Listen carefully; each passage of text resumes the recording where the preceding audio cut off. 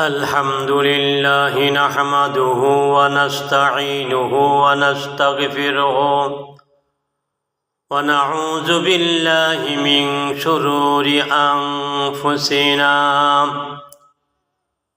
ومن سيئات أعمالنا من يهده الله فلا مضل له ومن يضلله فلا هادي له ونشهد أن لا إله إلا الله وحده لا شريك له ونشهد أن محمدًا عبده ورسوله فقد قال الله تعالى في كلامه المجيد والفرقانه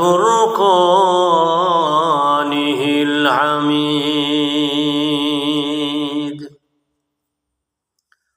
أعوذ بالله من الشيطان الرجيم بسم الله الرحمن الرحيم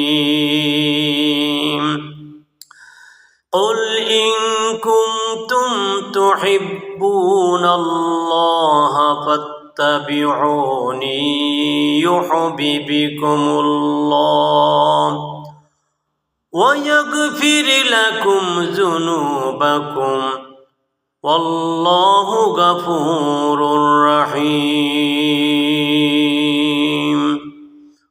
صدق الله العظيم وصدق رسوله النبي الكريم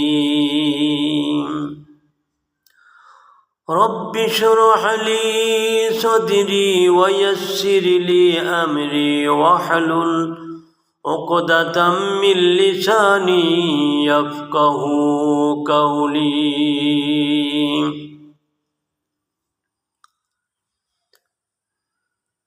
اللهم صل على محمد وعلى آل محمد كما صليت على إبراهيم وعلى آل إبراهيم إنك حميد مجيد بلغ العلا بكماله كشف الدجى بجماله حسنت جميع خصاله صلوا عليه وآله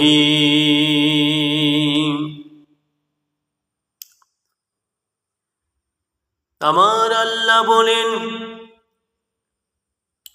আল্লাহকে ভালোবাসতে হলে কি করতে হবে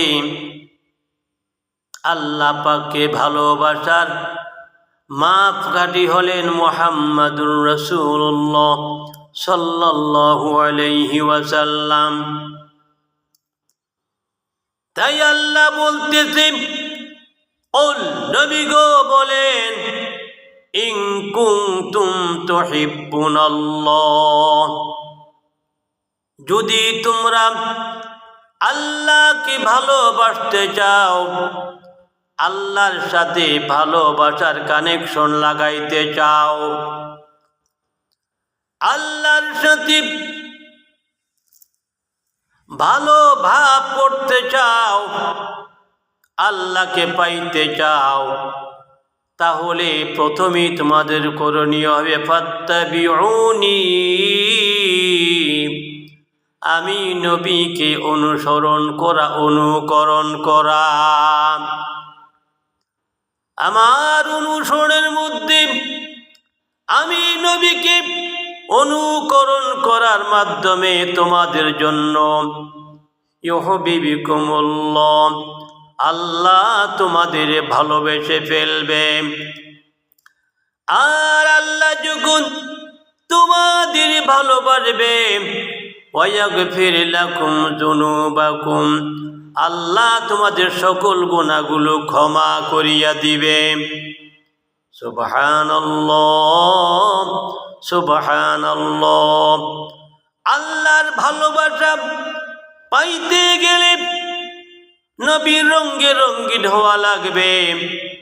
নবীর সুন্নতকে বাহিরে ভিতরে সব জায়গায় ফিট করতে হবে, আর তাহলে আল্লাহর ভালোবাসা পাওয়া যাবে।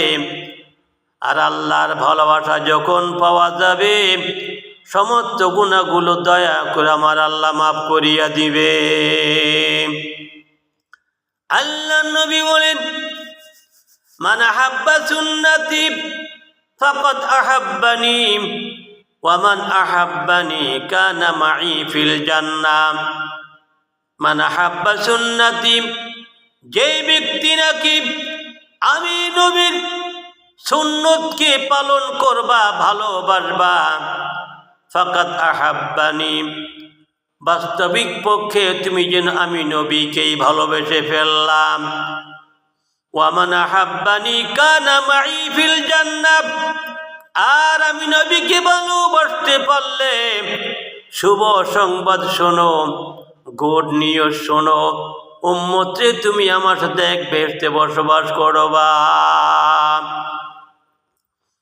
আল্লাহর নবী সরকারি দু জাহান, মহাবিশ্বের মহানবী হুজুরে পুরনুর সাল্লাল্লাহু আলাইহি ওয়াসাল্লাম আরো বলতেছেন, মান তামাসসাকা বিসুন্নতি ইনদা ফাসাদি উম্মতি ফালাহু আজরু মিয়াতি শাহীদ।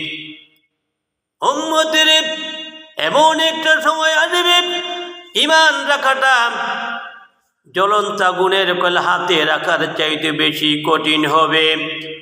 যদি ওই মুহূর্তে আমার কোনো উম্মত আমার একটা সুন্নত আঁকড়িয়ে ধরে রাখতে পারে, নিয়মিত পালন করতে পারে, ফালাহু আজরু মিয়াতি শাহীদ, আল্লাহ পাক আমার সেই উম্মতকে 100 শহীদের সওয়াব দান করে দিবে।